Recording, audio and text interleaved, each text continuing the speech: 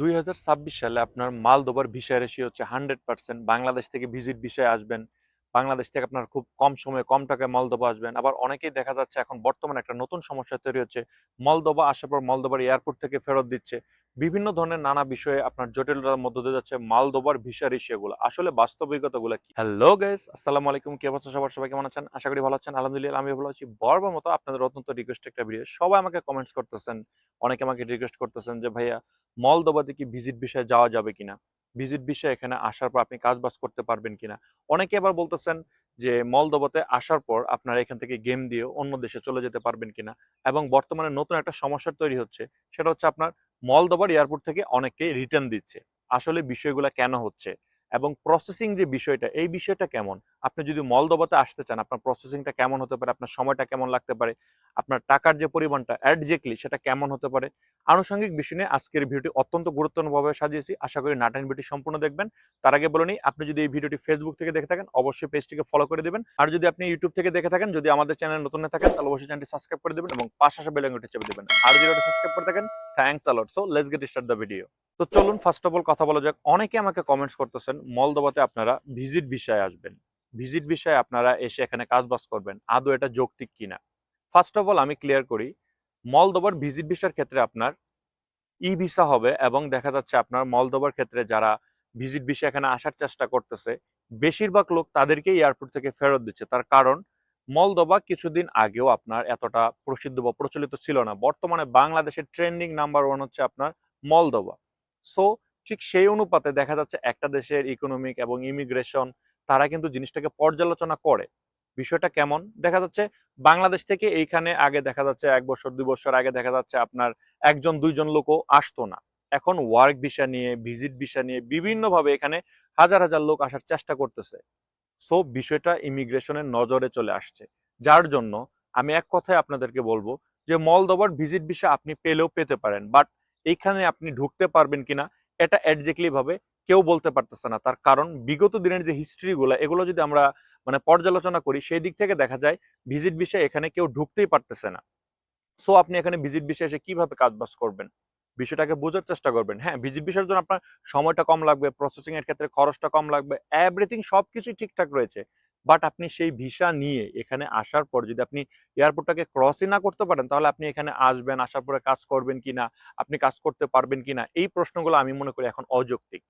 First of all আমি clear করব, বাংলাদেশ থেকে যদি আপনি এখানে আসতে চান, ভালো একটা মাধ্যম দিয়ে আপনি ওয়ার্ক ভিসার জন্য আবেদন করেন। অন্যান্য ইউরোপের দেশের তুলনায় সময়টাও কম লাগবে, খরচটাও কম হবে, যেটা আমি একটু পরে আলোচনা করব। সেই ধারাবাহিকতা আমি বলবো যে ভিজিট ভিসাতে এখানে না আসাটা আমি যৌক্তিক মনে করি। তারপরেও এটা আপনাদের পার্সোনাল ওপিনিয়ন, আপনারা চাইলে আবেদন করে দেখতে পারেন ভিসা নিয়ে এখানে ঢুকতে পারেন কিনা। আশা করি বিষয়টা ক্লিয়ার। আর একটা জিনিস ক্লিয়ার করে দেই, অনেকেই বলে যে ভাইয়া আমাদেরকে ওয়ার্ক ভিসার কথা বলছে, এভরিথিং সবকিছু ঠিকঠাক রয়েছে, বাট আমাদেরকে স্টিকার ভিসা না দিয়ে আমাদেরকে ই ভিসা দিচ্ছে। ই ভিসাটা আপনার ভিজিট ভিসার ক্ষেত্রে হয় এবং বিজনেস যে ভিসাটা রয়েছে সেটার ক্ষেত্রে হয়। তবে বাংলাদেশ থেকে আমি মনে করি যে যাদেরকে এই সকল ই ভিসা দেওয়া হচ্ছে, তাদেরকে ভিজিট ভিসা দিয়ে দিচ্ছে। অথবা হতে পারে একটা প্রতারণা করতেছে। আবার ভিসা যদি অরিজিনাল হয়ে থাকে, আপনাকে ভিজিট ভিসা দিচ্ছে, আই মিন ওয়ার্ক পারমিটের কথা বলে আপনাকে ভিজিট ভিসা পাঠানোর চেষ্টা করতেছে, যেটা আমি মনে করি টাফ। এবং যে জিনিসটা বর্তমানে বাংলাদেশে সবচেয়ে বেশি হচ্ছে, সেটা হচ্ছে মলদোবার এয়ারপোর্ট থেকে ফেরত দিচ্ছে। তার এই একটাই রিজন, এছাড়াও আরো কয়েকটা রিজন থাকতে পারে। সেটা হচ্ছে ওয়ার্ক ভিসার ক্ষেত্রে আপনার দেখা যাচ্ছে স্টিকার ভিসা হয় এবং স্টিকার ভিসার ক্ষেত্রে বেশিরভাগ এজেন্সি আপনার প্রতারণার আশ্রয় নেয়, হাতে বানিয়ে ফেক ভিসা দেয়, বাংলাদেশের ইমিগ্রেশন কোনোভাবে ক্রস করে।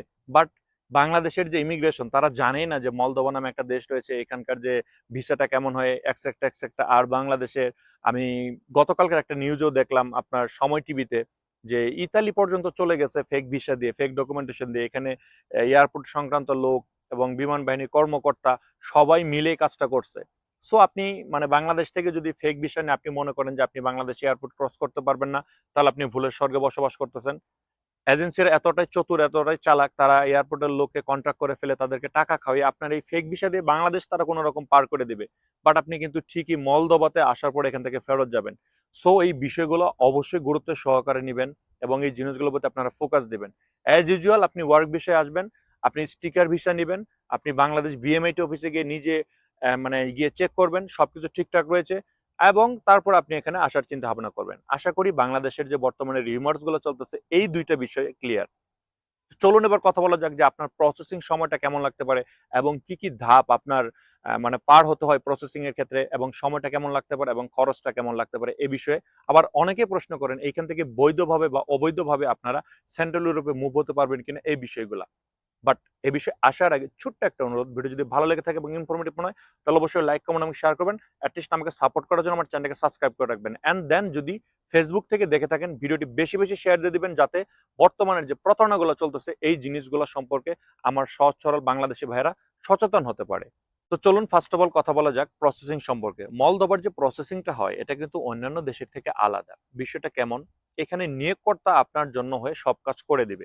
আপনি জাস্ট এজেন্সিতে গিয়ে আপনার পাসপোর্ট, আপনার যে ছবিগুলো রয়েছে বা আনুষঙ্গিক ডকুমেন্টস যারা মানে সাপোর্টিং হিসেবে চায়, যে সকল এজেন্সি বা যে যার মাধ্যমে আবেদন করতেছেন তারা যে সকল ডকুমেন্টেশনগুলো চায় এগুলাই আপনার জন্য এনাফ, এবং আপনার পুলিশ ক্লিয়ারেন্স, দ্যাটস ইট। আর সম্পূর্ণ কাজ করে হচ্ছে আপনার যে এমপ্লয়ার, যে আপনাকে নিতে চাচ্ছে সে, আই মিন আপনার কোম্পানি। যদি কোম্পানি নিজে কাজটা করে তাহলে কাজটা একটু ধীর গতিতে হয়, আর কোম্পানি যদি আপনার লয়ার দিয়ে কাজগুলো করায় তাহলে বিষয়টা একটু তাড়াতাড়ি হয়ে যায়। সেক্ষেত্রে আমি বলবো ফার্স্টে আপনার কোম্পানি আপনার হয়ে আপনার মলদোভার যে ইমিগ্রেশন রয়েছে সেখানে আপনার জন্য আবেদন করবে। এটা আপনার জন্য একটা মানে আবেদন করবে এরকম যে আমার এরকম এরকম কাজের জন্য লোক দরকার, যে কাজগুলা করার জন্য আমার মলদোভাতে সেরকম কোনো যোগ্য লোক নেই। সো এরকম করে তারা একটা আবেদন করবে, সেখান থেকে তারা একটা অ্যাপ্রুভাল পাবে। সেই অ্যাপ্রুভালের রেফারেন্সে আপনার ওয়ার্ক পারমিট ইস্যু করা হবে। এখানে আপনার তার জন্য আপনার যে ইন্স্যুরেন্স রয়েছে এইগুলা, দেন আপনার অ্যাকোমোডেশন, এভরিথিং সবকিছু মেক শিওর করবে। এই অ্যাপ্রুভালটা নিয়ে এই তিনটা জিনিস মেক শিওর করা হলে আপনার ওয়ার্ক পারমিটের জন্য আবেদন করা হবে। আপনার ওয়ার্ক পারমিটে চলে আসলে আপনার যে ভিসা, এটার জন্য তারা আই মিন যা ভিসা ফর্ম বলেন বা যেটাই বলেন না কেন, ভিসা আবেদন ফর্ম, এটার জন্য তারা আবেদন করে দিবে আপনার সরাসরি এম্বাসিতে। আপনার এজেন্সি সরাসরি আপনার সেই যে আপনার ওয়ার্ক পারমিটে রয়েছে এইগুলা নিয়ে আপনার যে সাপোর্টিং ডকুমেন্টস গুলো রয়েছে, আপনার অ্যাকোমোডেশন কে দিবে, আপনার অ্যাপ্রুভাল, দেন আপনার যে অন্যান্য যে ডকুমেন্টস আপনি বাংলাদেশ থেকে যেগুলো দিচ্ছেন, আপনার পুলিশ ক্লিয়ারেন্স এক্সেট্রা এক্সেট্রা সব কিছু নিয়ে তারা আপনার এম্বাসিতে জমা দিবে। এম্বাসিতে জমা দিলে ভিসা আবেদন ফর্মের যে আমি কথাটা বললাম সেটা নিয়ে আপনার মোটামুটি আপনি ধরে রাখতে পারেন আপনার ওয়ার্ক পারমিট পেয়ে গেলে, আপনার এভরিথিং সবকিছু কমপ্লিট থাকলে আপনার 70% কাজ হয়ে যায়। দেন মলদোভার যে এম্বাসিতে লোকজন রয়েছে তারা টুকিটাকি আপনার পর্যালোচনা করে যাচাই বাছাই করে দেন আপনাকে ভিসাটা দিয়ে দেয়। তার মানে এই না যে আপনি ভিসাটা পেয়ে গেলেন, আপনার এভরিথিং সবকিছু কমপ্লিট হয়ে গেল এবং আপনি রিস্ক মুক্ত হয়ে গেলেন। বিষয়টা কিন্তু এরকম না। কেন আমি কথাটা বলতেছি? অথরাইজেশন লেটার লাগে আপনার, যেহেতু জানেন যে আপনারা ইন্ডিয়া যেতে পারতেছেন না, মলদোভার যে ভিসাটা সেটা এজেন্সি আপনার হয়ে নিচ্ছে। সো আনুষঙ্গিক যে ডকুমেন্টেশন গুলা সবকিছু আপনার এজেন্সি করে দিবে। এই সবকিছু হয়ে গেলে দেন আপনি যখন মলদোভার ভিসাটা নিবেন, মলদোভার ভিসা নিয়ে আপনি ফ্লাই করবেন। ভিসাটা অরিজিনাল কিনা এটা আপনারা বিএমএইট অফিসে গিয়ে চেক করতে পারবেন। ভিডিওতে এই জিনিসগুলো বারবার বলা ঠিক না, তার কারণ যে এজেন্সি বা প্রতারক চক্র যারা রয়েছে তারা সোচ্চার হয়ে যায়, সেখানেও তারা হাত করে রাখে।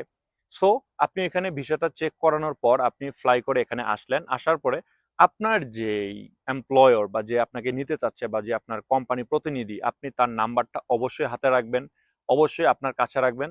আপনাকে যদি তারা এখান থেকে আসার পরে রিসিভ না করে তাহলে দেখা যাচ্ছে আপনাকে ফেরত দেওয়ার সম্ভাবনাটা বেশি।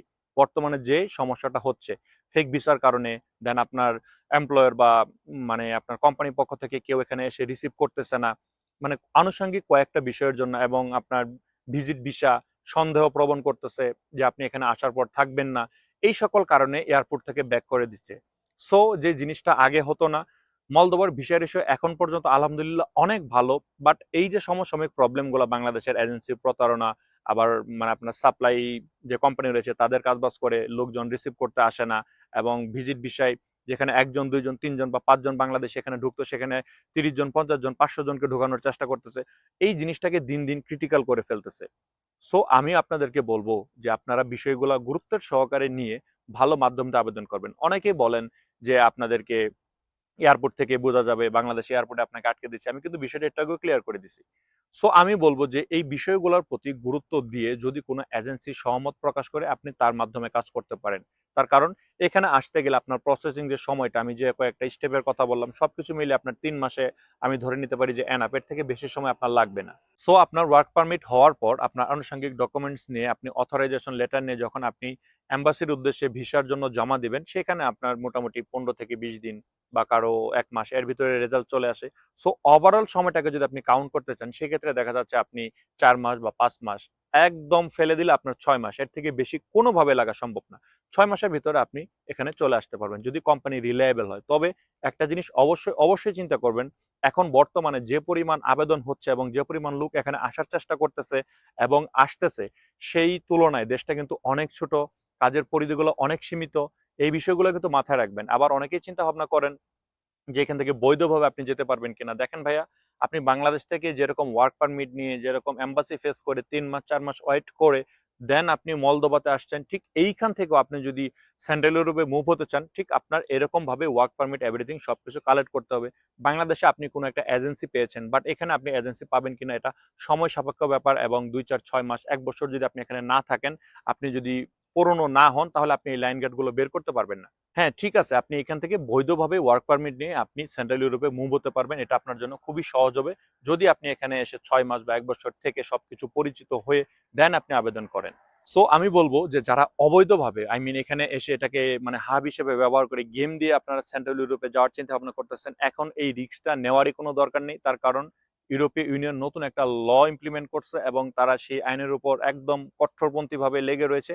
আপনাকে যদি এয়ারপোর্টে না, আপনাকে যদি বর্ডারে বা কোনোভাবে কোনোখানে ধরতে পারে, আপনাকে মানে থার্ড কান্ট্রির একটা নেশনের মানে ধরেন আপনি আফ্রিকা বা অন্য কোনো একটা দেশে আপনাকে পাঠিয়ে দিবে। সেখান থেকে আপনি আপনার অ্যাজাইলাম ক্লেম করে দেন আপনি যদি অ্যাজাইলামে উইন হতে পারেন বা গেইন হতে পারেন, দেন আপনি আসতে পারবেন। বিষয়টা কেমন? বিষয়টা হচ্ছে আপনি এখান থেকে ইতালি যাবেন। আপনি সাপোজ আপনি কোনো ইটালিয়ান ঢোকার সময় বর্ডারে ধরা পড়ছেন, বর্ডার গার্ডের হাতে। তারা আপনাকে ধরে সরাসরি ইতালি তার ঢুকতে দিবে না। বিগত দিনে ঢুকতে দিত, এখন আর এটা দিবে না। আপনাকে মানে ধরে নেন, আমি উদাহরণস্বরূপ বলতেছি, আপনাকে মঙ্গোলিয়া বা অন্য কোনো একটা আফ্রিকার দেশে পাঠাবে। সেখানে আপনাদেরকে একটা সেন্টারে রাখবে। সেখানে রাখার পর এখান থেকে আপনি আপনার কেস চালিয়ে যাবেন। দেন আপনি যদি উইন হতে পারেন, আপনার অ্যাজাইলামটা যদি টিকে যায়, তাহলে সেখান থেকে আবার আপনি ফ্লাই করে ইতালিতে যেতে পারবেন। যে বিষয়টা এখন খুবই ক্রিটিক্যাল। আশা করি বিষয়গুলো ক্লিয়ার। তো চলুন এবার কথা বলা যাক খরচটা কেমন লাগতে পারে। 7 থেকে 8 লাখ টাকাতেও এখানে আসছে অ্যাভেলেবেল লোক। বাট এখন মানে বিগত বছরও দেখা যাচ্ছে 9 10 লাখ এরকম হতো। বাট আমার কাছে এরকমও লোক আপনার মেসেজ করতেছে যে ভাই আমার কাছে 15 লাখ চাচ্ছে, আমার কাছে 16 লাখ চাচ্ছে, আমার কাছে 14 লাখ চাচ্ছে, আমি কি আবেদন করব কিনা। ভাই 16 লাখ 14 লাখ 15 লাখ টাকা দিয়ে আপনি মানে সেনজেনভুক্ত একটা দেশে আবেদন করতে পারবেন, যেটা আপনাদের স্বপ্ন। দুদিন পর আপনি এখান থেকে ঠিকই চলে যাবেন। তাহলে আমি বলবো যে যদি ভালো মাধ্যম হয় এবং আপনার কাছে যদি এরকম সময় থাকে, আপনি যদি এরকম ধৈর্য ধরতে পারেন, আপনি এখানে আসবেন। মলদোভার স্যালারিটা তুলনামূলকভাবে কম, 350 400 450 500 ইউরো হবে। আপনি এখানে একটা স্কিল অর্জন করবেন, আপনি পাশাপাশি 1 বছর এখানে থাকবেন, দেন আপনি লাইন গার্ড বের করে বৈধভাবে এখান থেকে আপনি মুভ হবেন। তাহলে আমি মনে করি ওয়েলকাম, আপনি আবেদন করতে পারেন। আর যদি আপনার ইন্টেনশন এরকম থাকে আপনি এখানে এসে গেম দিয়ে চলে যাবেন, তাহলে এই মুহূর্তে আমি বলবো যে না, এটা মানে টাকার হিসাব দিয়ে বলেন বা এখন যে সমসাময়িক প্রবলেম গুলো হচ্ছে সেই দিক থেকে আমি বলবো যে না, এটা আপনার জন্য যৌক্তিক হবে না। সো খরচের যে বিষয়টা, এটা অ্যাকচুয়ালি নির্ভর করতেছে আপনি কার মাধ্যমে আবেদন করতেছেন তার উপর। এজেন্সি ভেদে 10 থেকে 15 লাখ টাকা পর্যন্ত চার্জ করতেছে। এই বিষয়গুলো অবশ্যই অবশ্যই মাথায় রাখবেন। সো ভিউয়ার্স, মলদোভা নিয়ে আরো কিছু গুরুত্বপূর্ণ তথ্য দিয়ে দেবো পরবর্তী কোনো একটা ভিডিওতে। সেই ভিডিও দেখার অনুযায়ী আজকের ভিডিও এখানেই শেষ করতেছি। সবাই ভালো থাকবেন, আমার জন্য দোয়া করবেন, আপনার জন্য দোয়া রইল। আসসালামু আলাইকুম।